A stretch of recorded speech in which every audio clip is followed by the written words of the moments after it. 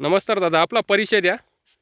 माझे नाव हर्षल रमेश कोतकर, गाव गोंडगाव, तालुका भडगाव, जिल्हा जळगाव. आपण कोणत्या कंपनीचा गहू वाण लावलेला याचा थोडं आपला अनुभव सांगा बोलता दादा.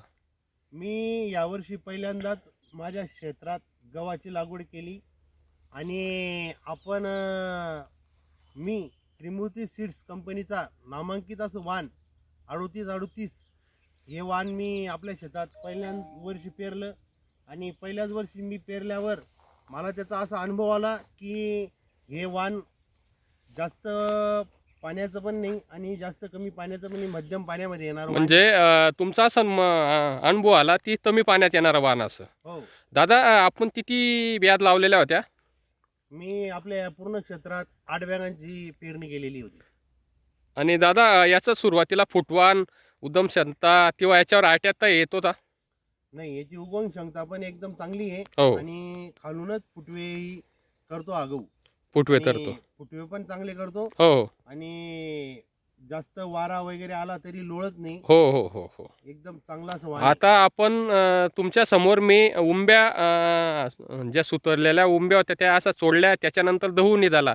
तर दहूची क्वालिटी तशी दिसली दादा. गव्हाची क्वालिटी एकदम उत्तम आहे, हो चमक भरपूर आहे आणि मार्केटमध्ये 1 नंबर विकला जाईल असा गव्हाचं हे वाण आहे. दादा, तुमच्या बाजूला तुम्ही येता नामांकित कंपनीचं वाण लावलेलं आहे. त्या वाणात आणि ह्या वाणात काय फरक दिसला दादा तुम्हाला? त्या वाणात आणि या वाणात असा फरक दिसला की या वाणामध्ये उगवण क्षमता बी चांगली आहे आणि जे फुटवे आहेत हे फुटव्यांचं प्रमाण पण जास्त आहे आणि याची जी उंबीची खालची दांडी आहे हो ती जाड असल्यामुळे हा गहू पडू शकत नाही. होती हे पा एक दिसलं आणि बाजूचा जो गहू लावलेला आहे त्याच्यात त्यांची उंबी पण लहान आहे आणि त्याच्या उंबीत आणि या उंबीत भरपूर असा तफावत आहे.